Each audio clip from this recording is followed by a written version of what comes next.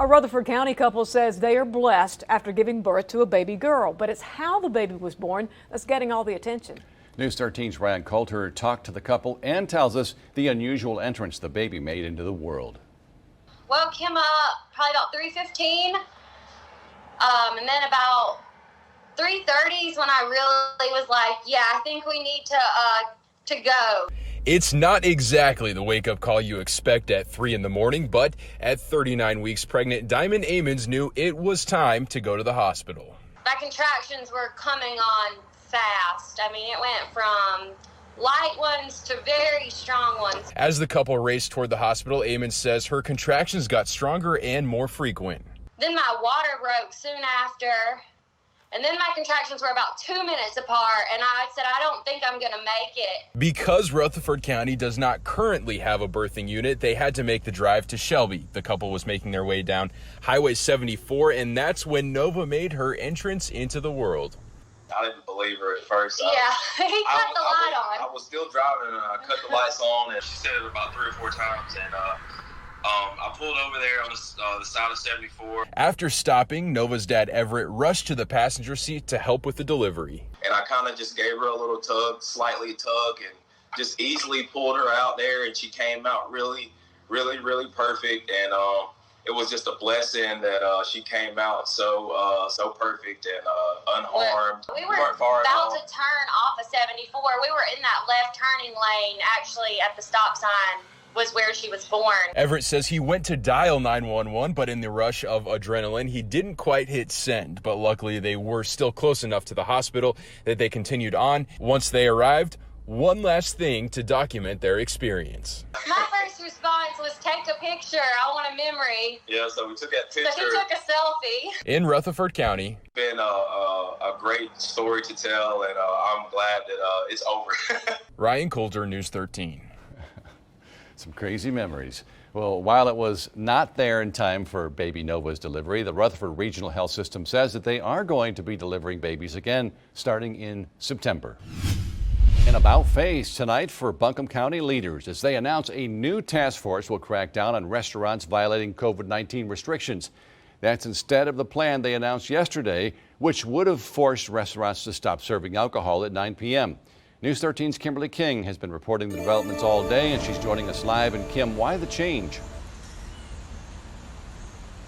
Frank, restaurant owners pushed back and said they shouldn't be penalized for bad actors in the community. They pressed leaders to go after them, and within 24 hours, that is now the plan.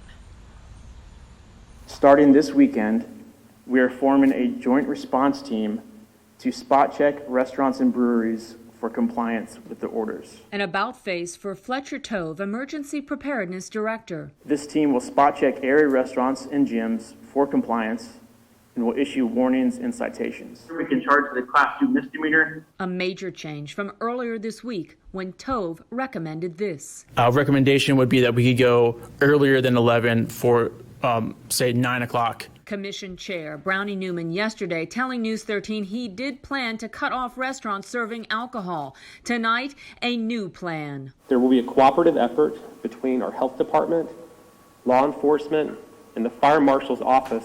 Newman emailing restaurant owners and commission members just before noon today that health officials recommend we simply continue to stay with state policy of the 11 p.m. cutoff. The plan received harsh criticism from owners struggling to make money as it is. I'm appreciative that they have taken a step back and listened to some of the industry leaders rather than penalizing everyone. And tonight, the Asheville Restaurant Association weighed in, saying that we are grateful for consideration by the county in maintaining the alcohol curfew at the state's mandate, 11 p.m. A man who was shot in West Asheville last night has died. It happened on Buffalo Street just after 7 o'clock. It's the third shooting in Asheville in at least the last week. News 13's Stephanie Sanastasi spoke with police and shows us why they say violent crime is up right now in the city. Officers say this is the 9th homicide in Asheville so far in 2020, a drastic increase from this time last year. It's quiet and calm now off this street in West Asheville, less than 24 hours after a man was shot and killed. We do not have anybody in custody. We are following up on several leads. Captain Gary Gudak says officers arrived on Buffalo Street Thursday evening after receiving a call of shots fired. Right away, they found 20-year-old Kenzie Jackson with gunshot wounds. He was found in the street, so it does appear that he was outside in the roadway. Jackson was taken to Mission, where he later died. Gudak says it's still too early to tell if it's related to the other shootings this past week, but he's definitely noticed an increase in crime. This year there is an uptick. This is our 9th homicide of this year so far, and when you compare it to last year this time, last year we only had 3 homicides up to this point in time. It's not just the number of homicides increasing in Asheville this year. Police say calls for service related to shots fired are up too. Last year at this time, there were 296 calls. This year, 341 so far. There's a lot going on, not only in Asheville, but just, North Carolina and nationwide right now. Gudak believes that's a big factor into why these numbers are up, something he hopes will change soon. We need people to step forward, and we know people know things, and we know people see things, and we know people are discouraged at times from sharing that information with us. But in order for us to do our job, we've got to have a partnership with the community. The shooting is still under investigation. Police say if you have any information, please give them a call. That number is on our website, WLOS.com. Reporting in Asheville, Stephanie Sinastasi, News 13.